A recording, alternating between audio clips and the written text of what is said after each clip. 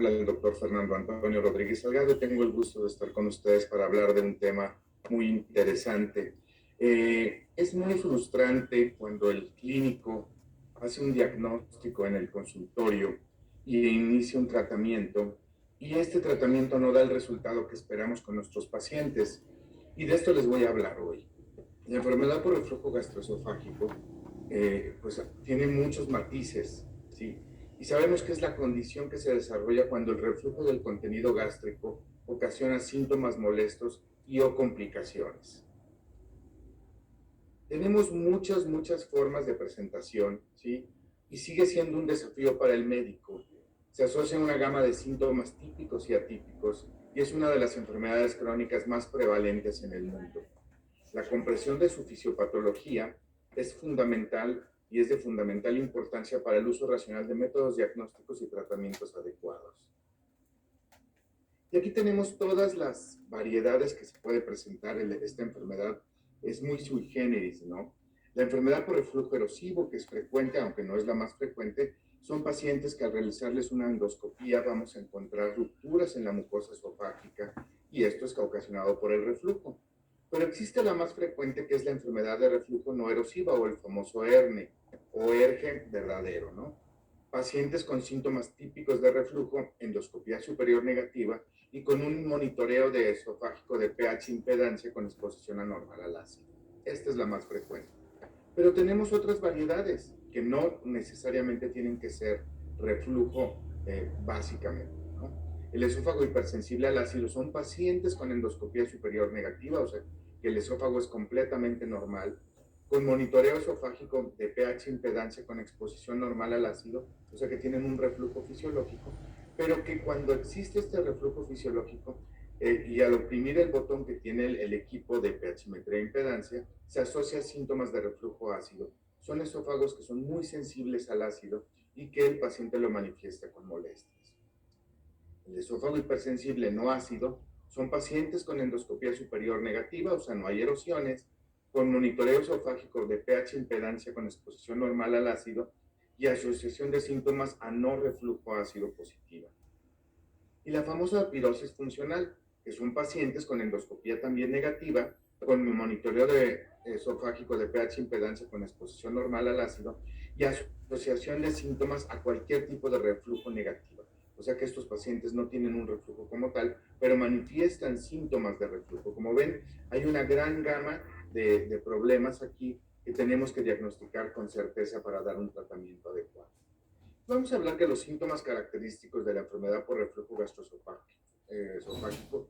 Es la pirosis y la regurgitación, ¿no? Son pacientes que sienten quemazón retroesternal o que inclusive se les regresa el alimento hasta la boca o hasta la garganta.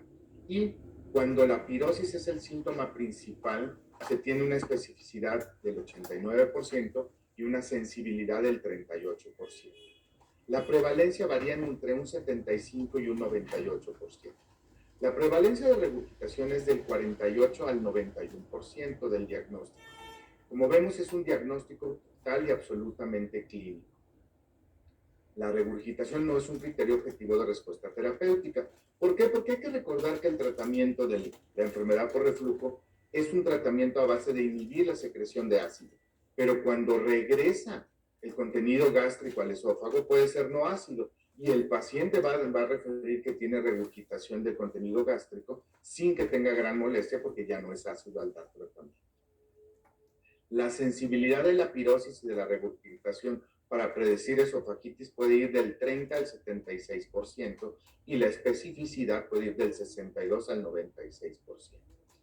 El síndrome de reflujo típico puede diagnosticarse con base a síntomas característicos sin necesidad de pruebas diagnósticas. Y esto es algo muy importante. Todos los pacientes llegan con datos de pirosis o de regurgitación o datos de reflujo y hay que empezar en ese momento el tratamiento médico. Si no hay datos relevantes de urgencia como hemorragia, disfagia o algún otro síntoma de alarma, pues estos pacientes con una prueba terapéutica puede quedar más que suficiente. Bueno. Los cuestionarios tienen una sensibilidad del 89% y una especificidad del 23%. La prueba terapéutica puede ir hasta el 85% de sensibilidad y 73% de especificidad. Y siempre yo recomiendo hacer una endoscopia cuando sobre todo hay síntomas refractarios y puede tener una sensibilidad del 68 y una especificidad del 96%. Algo importante es que el gold estándar o el estándar de oro para el diagnóstico de reflujo gastroesofágico es la pH-metría impedancia, sin duda alguna, ¿no? Y la serie esófago gastrodenal varitada, pues ya baja mucho su sensibilidad hasta el 40% y la especificidad 85%. En el pasado hacíamos una prueba instilando ácido clorhídrico y si este reproducía la sensación de pirosis, pues se daba un diagnóstico, pero actualmente tiene una nula utilidad, ya no se utiliza. Bueno, el tratamiento de la enfermedad por reflujo radica en un diagnóstico objetivo óptimo. La falla del tratamiento, que son estos pacientes que a pesar de yo darles el tratamiento, no responden como a mí me gustaría, puede ser por un diagnóstico equivocado, ¿sí? Vamos a verlo ahorita, y vamos a ver que la pirosis funcional, según los criterios de Roma 4, se define como la sensación o dolor de quemadura retroesternal refractario a la terapia antisecretora óptima en ausencia de enfermedad por reflujo, por lo que estos pacientes siempre van a requerir una impedancia. Anormalidades histopatológicas de la mucosa tampoco existen y trastornos motores mayores o explicaciones estructurales tampoco existen, por lo que estos pacientes generalmente también tienen que tener una endoscopia y una manometría de alta definición.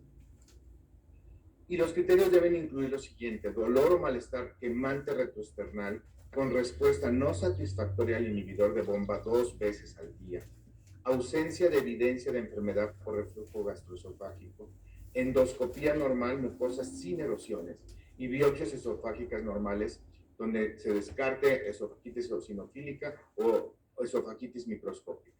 Estudio de pH-metría esofágica de 24 horas con exposición esofágica al ácido normal e índices de síntomas negativos. Manometría esofágica donde se descarte cualquier trastorno motor del esófago, como es la calasia, espasmo esofágico difuso, esófago en martillo neumático o el famoso cascanueces y peristalsis ausente. Los criterios deben ser cumplidos durante los últimos 3 meses con un inicio de síntomas al menos 6 meses antes del diagnóstico. Si yo ya descarté que no existe reflujo, pero mi paciente refiere regurgitación ácida o pirosis, debemos pensar en que se trata de una pirosis funcional únicamente. ¿Sí? Las características clínicas de estos pacientes son muy especiales. Es mucho más común en mujeres de edad mediana. La pirosis es de larga evolución. Son pacientes que han ido con uno y otro médico y llegan con nosotros para hacer este diagnóstico. Y si nosotros explicamos bien este diagnóstico, pues el paciente va a entender que de esto no se va a morir y que esto no va a tener grandes complicaciones, aunque sea muy molesto. La severidad y la frecuencia de los síntomas son similares a los fenotipos de ERG. El trastorno funcional gastrointestinal puede estar concomitante como dolor torácico funcional, dispepsia funcional o síndrome de intestino irritable. Se confunde mucho con ERG. La dismotilidad esofágica es raro o ausente, casi nunca tienen hernia yatal y la calidad de vida se afecta similar en otros fenotipos de ERG. Las comorbilidades psicológicas son frecuentes como la depresión, trastornos bipolares, ansiedad y somatización, por lo que estos pacientes aumentan su sintomatología cuando tienen episodios de estrés emocional. Y aquí vemos una tabla importante donde hay historia de pirosis documentada de ERG. La endoscopía y las biopsias son normales y aquí tenemos 3 grandes ramas, ¿no? Cuando la exposición normal al ácido, asociación de síntomas es negativa y de síntomas de reflujo es una pirosis funcional, o sea que el paciente es completamente normal, pero el paciente refiere tener pirosis. La exposición normal al ácido, asociación de síntomas positivos, y es la asociación de síntomas, es cuando tenemos el equipo, la sonda de pH-metría, y cuando nosotros sentimos la pirosis o la agrura, el paciente oprime un botón en su equipo para decir que en ese momento está sintiendo la agrura, ¿sí? En este caso la exposición del ácido es normal, pero hay asociación positiva de síntomas y es un esófago hipersensible. En lo que en una persona normal no manifestaría pirosis, en estos pacientes sí lo manifiestan, aunque son reflujo funcional o fisiológico. Y la exposición de ácido anormal al ácido asociada positiva o negativamente a síntomas de reflujo, o sea que no tiene ninguna asociación con el índice de síntomas, es una enfermedad por reflujo no erosivo. Bueno, ya vimos el diagnóstico equivocado, ahora vamos a ver otra faceta. ¿Por qué puede fallar nuestro tratamiento con nuestros pacientes que tienen reflujo gastroesofágico? Y es cuando la toma del tratamiento es de forma inadecuada. ¿Sí? Hay que saber que el uso de inhibidores de bomba tenemos que tomarlos en forma correcta. ¿Y a qué se debe esto? Bueno, esto, si nosotros sumamos la eficacia del medicamento con un diagnóstico correcto, con un apego al tratamiento efectivo, vamos a tener una efectividad clínica hasta del 77% a largo plazo. Pero si nosotros fallamos en alguna de estas situaciones, pues obviamente nuestra eficacia va a disminuir. Y hay que ver, en este artículo se ve muy claramente, ¿sí?, que cuando hay pacientes de alto riesgo con falta de adherencia al tratamiento, por ejemplo, pacientes que tienen algún trastorno psiquiátrico, o pacientes que tienen cierto grado de demencia, o pacientes ya de la tercera edad donde se les olvide la toma del tratamiento, pues obviamente el manejo va a ser inadecuado. Pacientes jóvenes con síntomas leves son pacientes que también abandonan el tratamiento, ¿sí? Y pacientes que tienen enfermedades concomitantes como diabetes, hipertensión, etcétera, donde puede haber alteraciones en la toma del tratamiento del inhibidor de bomba, también podemos tener alteraciones y falta de respuesta al tratamiento. ¿Sí? Entonces, pues si no tomamos bien el tratamiento, pues obviamente no vamos a tener un resultado adecuado. Vamos a ver la otra parte que yo quise dividir en la falla del tratamiento a la enfermedad por reflujo, que es la falta de apego en las medidas higiénico-dietéticas por parte del paciente, sobre todo obesidad, tabaquismo y consumo de alcohol. Lo relacionado con la dieta. Sabemos perfectamente que en algunos pacientes la distensión y la constipación pueden asociarse o incrementarse con los síntomas del reflujo gastroesofágico. Los carbohidratos muy fermentados pueden exacerbar dichos síntomas. Los horarios en la dieta son muy importantes y sobre todo el tamaño de las raciones. Han demostrado mejorar síntomas cuando se lleva adecuadamente. Obviamente, si yo ceno a las 11 de la noche una gran cantidad de carbohidratos fermentables y gas, etcétera, pues voy a tener mucha pirosis en la noche, ¿no? Y la exclusión de alimentos como bebidas gaseosas, grasas, café, alimentos condimentados, chocolate, menta, han demostrado mejoría de los síntomas. Y aquí les pongo jitomate. De verdad, los caldillos de jitomate es lo que más produce síntomas de reflujo, ¿no? Entonces hay que evitar estos alimentos para tener una respuesta adecuada. Vamos a hablar un poquito del peso. La ganancia ponderal genera más síntomas en pacientes con reflujo gastroesofágico. El índice de masa corporal alto se relaciona con mayor riesgo de enfermedad por reflujo gastroesofágico. Y esto es muy claro. Hay pacientes que de repente tenían un peso, aunque sea un sobrepeso, pero de repente suben 5 kilos o 3 kilos, y eso hace ya un desequilibrio en la presión intraabdominal y producen que estos pacientes tengan mucho más síntomas de reflujo gastroesofágico. ¿Sí? A mayor índice de masa corporal y circunferencia abdominal, se relacionan las complicaciones de la enfermedad por reflujo, incluyendo el esófago de Barrett, sobre todo en hombres. En los alimentos, una dieta alta en grasas está relacionada con mayor riesgo de enfermedad por reflujo gastroesofágico y esofagitis erosiva. Bebidas carbonatadas, principalmente los refrescos de cola, son factores de riesgo para pirosis durante el sueño en pacientes con enfermedad por reflujo gastroesofágico. Y el papel del café como factor de riesgo no está bien definido, pero puede incrementar la pirosis. Se desconoce el mecanismo que la cafeína o la teofilina hacen esto. El café no es un factor dominante, así es que los que toman café pueden seguirlo tomando mientras no tengan erosiones y sobre todo si es en la mañana. Yo siempre le digo a mis pacientes que los alimentos prohibidos están sobre todo prohibidos en la noche, ¿sí? Si en la noche me ceno unas albóndigas con caldillo de jitomate o un chile relleno con caldillo de jitomate, pues voy a tener muchísima pirosis durante la madrugada. La evidencia acumulada que sugiere la asociación y causa del reflujo epidémico en las últimas 2 décadas es la obesidad. Si nosotros recordamos la dieta mexicana en la década de los 70, 60, pues era una dieta muy diferente a la que actualmente comemos, ¿no? Nos hemos agringado o hemos metido muchísima comida chatarra, ¿no? Datos epidemiológicos sugieren que la relación del índice de masa corporal y la frecuencia de síntomas de reflujo van de la mano, ¿no? Y no se ha demostrado beneficio en ensayos clínicos rigurosos, pero por supuesto que la obesidad y el reflujo gastroesofágico están relacionados.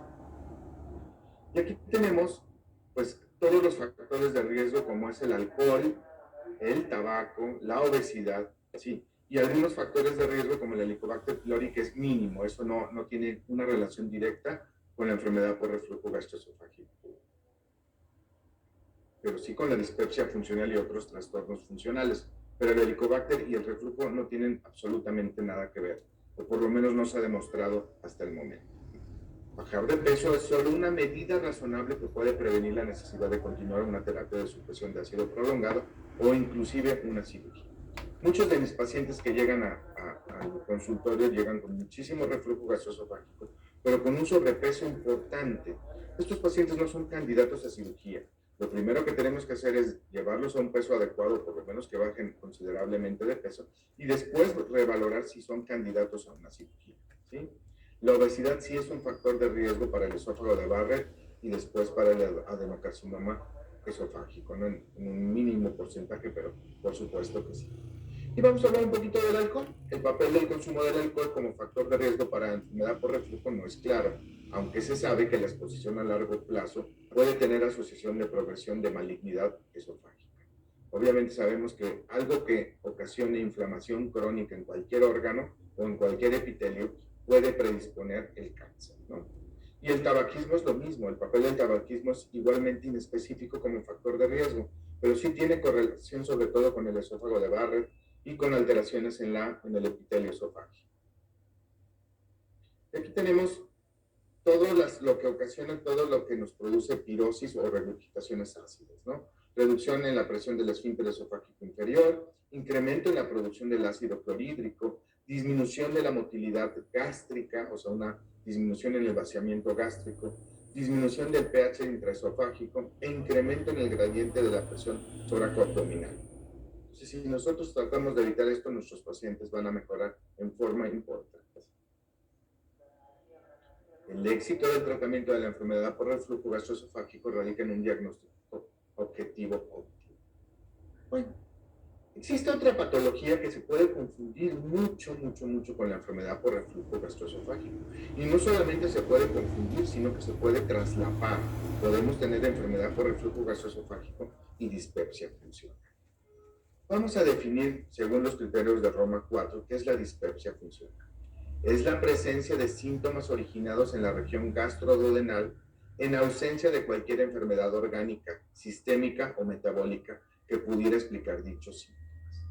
Entonces es clásico que es el paciente que llega, que dice que come muy poquito y que tiene plenitud postprandial molesta, se siente distendido después de comer, tiene una saciedad temprana, come poco, ¿por qué? Porque inmediatamente se sacia. El dolor en el epigastrio, aunque no es incapacitante, puede ser muy molesto y puede también tener un dolor urente o ardoroso en el epigastrio molesto. Y obviamente al realizar la endoscopia vemos que no tiene absolutamente nada anatómicamente hablando o un dato inflamatorio en la mucosa esofágica o gástrica. Sin evidencia de enfermedad estructural, incluyendo endoscopia alta, que pudiera explicar los síntomas. Llena criterios en los últimos 3 meses con inicio de los síntomas, al menos los últimos 6 meses antes del diagnóstico. Estos pacientes son muy frecuentes, doctores, ¿sí? Muy frecuentes. Y se le puede llamar al síndrome de distrés postprandial o síndrome de dolor epigástrico o retroesternal, ¿no? Criterios cumplidos durante los últimos 3 meses con inicio de los síntomas al menos 6 meses antes del diagnóstico. Este trastorno funcional es muy frecuente. Y siempre lleva a estos pacientes a una endoscopia donde vamos a ver que no tiene alteraciones graves o no tiene una alteración importante, pero que yo acostumbro siempre a tomar biopsias de la región antral y de la región corporal del estómago para descartar si existe el Helicobacter pylori, porque también la presencia del Helicobacter pylori nos puede traer ciertos grados de dispepsia funcional, o se ha relacionado en esto, aunque no hay una relación científica directa, pero muchos de estos pacientes al erradicar el Helicobacter van a mejorar de su dispepsia funcional. Entonces, la dispepsia funcional se caracteriza por dolor en el epigastrio, ardor en el epigastrio, saciedad temprana y plenitud postprandial. La condición médica que implica significativamente las actividades habituales de un paciente que son inexplicables después de una evaluación clínica de rutina. Grupo de alimentos que exacerban la dispepsia funcional pues son los alimentos grasos, principalmente la leche y los productos lácteos en exceso, el alcohol, las carnes rojas. ¿Cuántos pacientes no llegan a nuestro consultorio? Doctor, yo no puedo comer carnes rojas, ¿no? Bebidas carbonatadas, algunas verduras, no todas, alimentos condimentados en exceso carbohidratos y trigo, todos los FODMAPs, ¿no? Y algunos cítricos, ¿no? Cuando son muy ácidos, ¿no? Entonces, el evitar estos alimentos o cuando los coman que sean en una cantidad moderada va a ayudar mucho a nuestros pacientes a mejorar, ¿no? Aquí las cantidades son muy importantes, entonces siempre recomiendo una dieta dividida en cuartos o quintos durante el día, ¿sí? Que no haya esos atracones de comida, porque obviamente esos pacientes que tienen dispepsia se van a sentir mucho peor. Cenar muy temprano y que pase de la cena al desayuno mínimo 12 horas.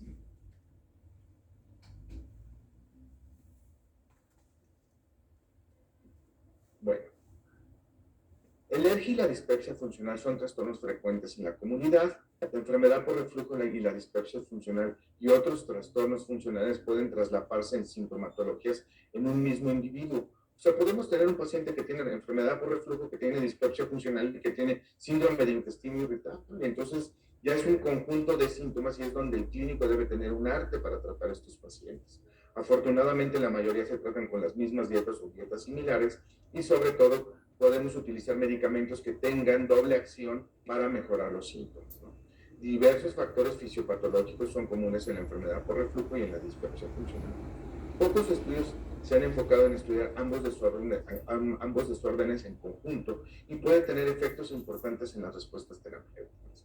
Y la piedra angular de esto es que hay una hipersensibilidad visceral por mecanismos de sensibilidad central o periférica y que los pacientes tienen una hipervigilancia. ¿Qué quiere decir esto? Que el paciente siempre va a estar atento a sus síntomas. Entonces son pacientes que en cierta forma pueden tener algún trastorno psicológico que puede ser mínimo o puede ser mayor y esto ocasiona que se exacerben todos estos síntomas. ¿Sí? Hay estudios poblacionales con cuestionarios para ERGE que se encontraron síntomas dispépticos, ¿sí? Y síntomas frecuentes hasta en un 20% de los casos, síntomas pocos frecuentes 12% y sin síntomas de ERGE hasta en un 3.9%. ¿Sí? Los pacientes con enfermedad con reflujo gastroesofágico con cierta frecuencia manifiestan síntomas dispépticos como náuseas, vómitos, saciedad temprana y distensión abdominal o eructos frecuentes, ¿no? Entonces, son pacientes muy especiales que hay que escucharlos, hacer una historia clínica detallada y sobre todo ver el aspecto emocional, porque también modificando el aspecto emocional estos pacientes van a mejorar muchísimo, ¿no? Y aquí tenemos como en la década de los 80 del siglo pasado, pues estos trastornos no eran bien estudiados y tuvieron un boom importante durante la década de los 90 y sobre todo en los años 2000. Y aquí ya a partir de la década pasada, pues podemos ver que sí hay una relación directa de estos trastornos y que sí se está estudiando la combinación de ambos trastornos, ¿no? Y bueno, con el advenimiento de la cirugía laparoscópica, si ustedes me preguntan cuántos pacientes yo operaba de cirugía antirreflujo durante mi residencia en la década de los 90, pues era mínimo porque lo hacíamos en forma abierta y tradicional. Una cirugía muy linda cuando la hacíamos abierta y se volvió mucho más linda cuando la hacíamos por vía laparoscópica. ¿Y cómo puede fallar esto? Bueno, es algo importante. ¿Por qué falla el tratamiento quirúrgico? ¿Porque está mal indicada o porque se hizo una mala técnica, ¿no? ¿Sí? Y aquí vemos probabilidad de mejoría de los síntomas después de un año de una cirugía y sabemos que pueden mejorar mucho los síntomas, sobre todo la pirosis y la recompensación. Y vamos a hablar de cierta terminología. El término falla se denomina a la persistencia de los síntomas posterior al procedimiento quirúrgico.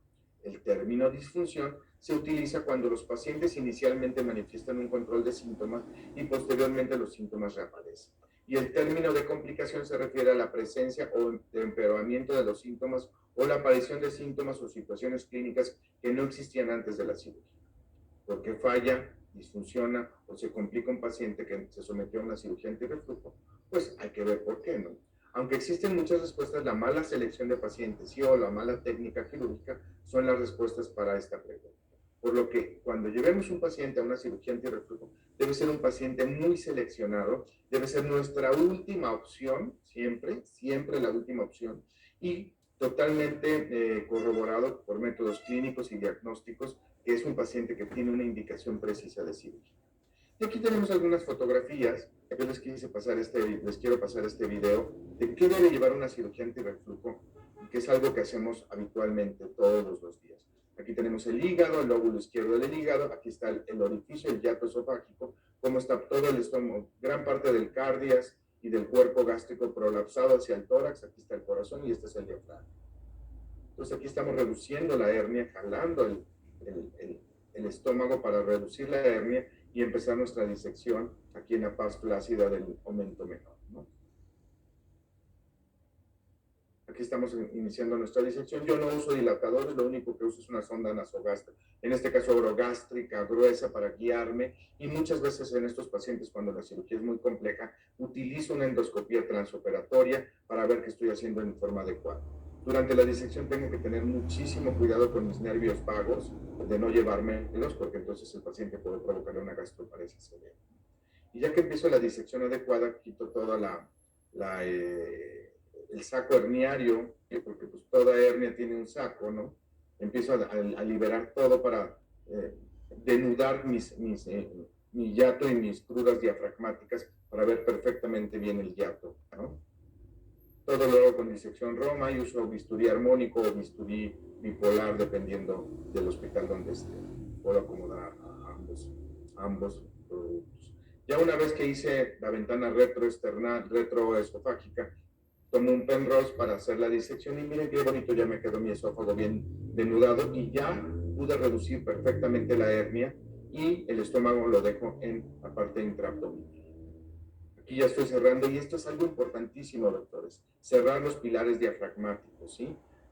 Reducir la hernia y cerrar la hernia como tal, el orificio herniario, para que el esófago quede justo y no se prolapse hacia el tórax. Ahí estoy dando mis puntos. Normalmente doy puntos intracorpóreos y no extracorpóreos.